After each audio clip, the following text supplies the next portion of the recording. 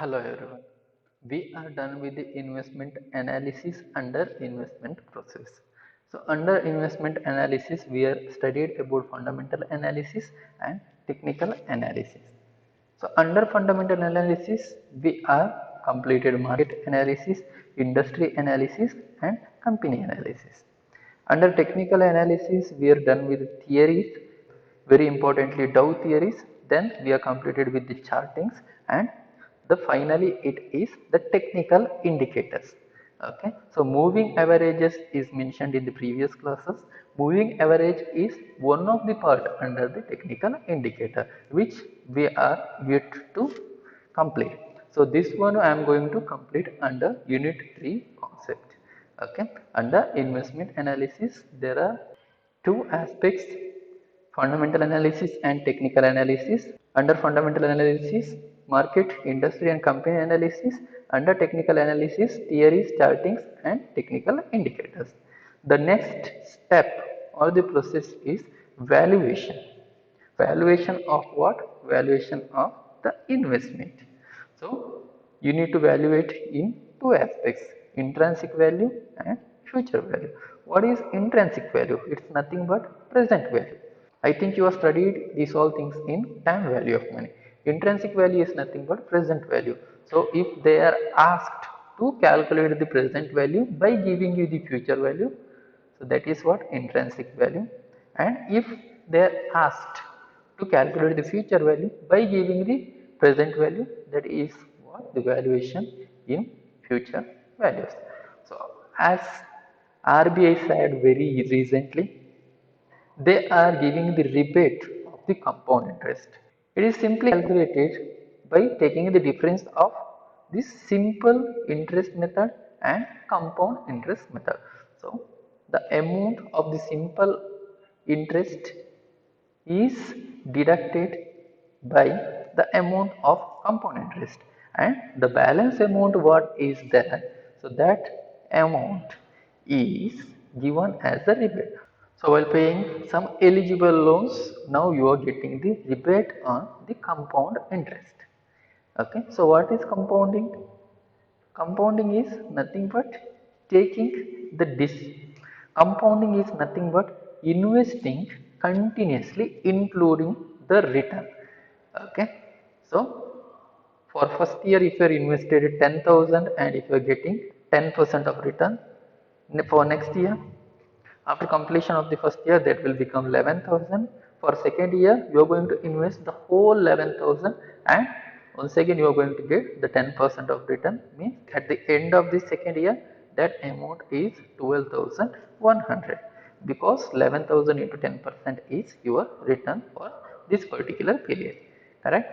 So that is what compounding. Compounding is a continuous process. You are going to invest your interest or the return to for coming years. Then comes the portfolio construction. Under portfolio constructions, diversification and selection and allocations. Diversification is nothing but diversifying your investment in many type of the investment types or many types of the market and in many types of the companies and industries.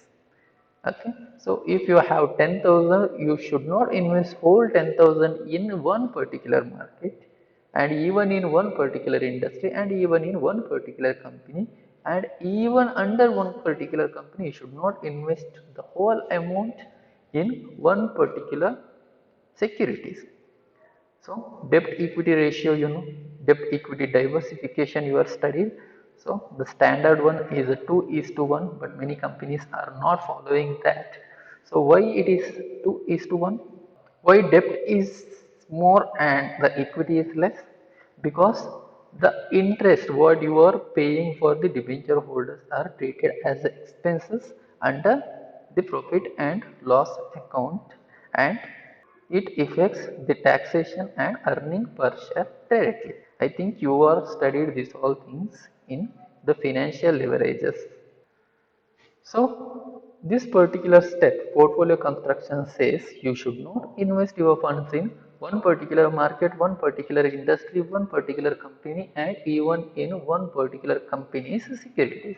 You should diversify your funds on the basis of the scope and the market conditions and the company's conditions or industry conditions. Then selection and allocation, this is the next step. You are going to select the market, industry, company and even the securities, and afterwards you are going to allocate your funds. You are going to allocate in which company, how much you need to invest, in which market, how much you need to invest, and in which industry, how much you need to invest. So that is what portfolio construction. Then comes the portfolio evaluation. So under portfolio evaluation, you are going to evaluate or you are going to find the value of your investment. Okay, and you are going to take the decisions on the appraisal or improvement of the portfolio.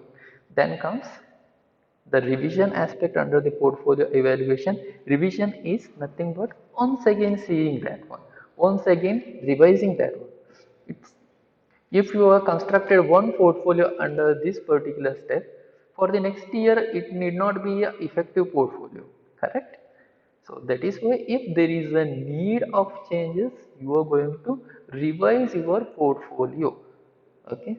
So the portfolio which gives you more benefit is called the optimum portfolio. How to find the optimum portfolio? You are going to study in coming sem under the portfolio management subject. Okay. So here the portfolio is nothing but the set of the investment in different aspects, maybe in the market, maybe in the industry, maybe in the company, and even in the types of the securities, the set of the investment which gives you the returns and which diversify and hedge your risk. That is what portfolio. So here we are completed the investment process 2. Almost we are done with the first unit and some of the aspects under the third unit. So that's it for today's class. Till today the aspects which are covered are there for your internals.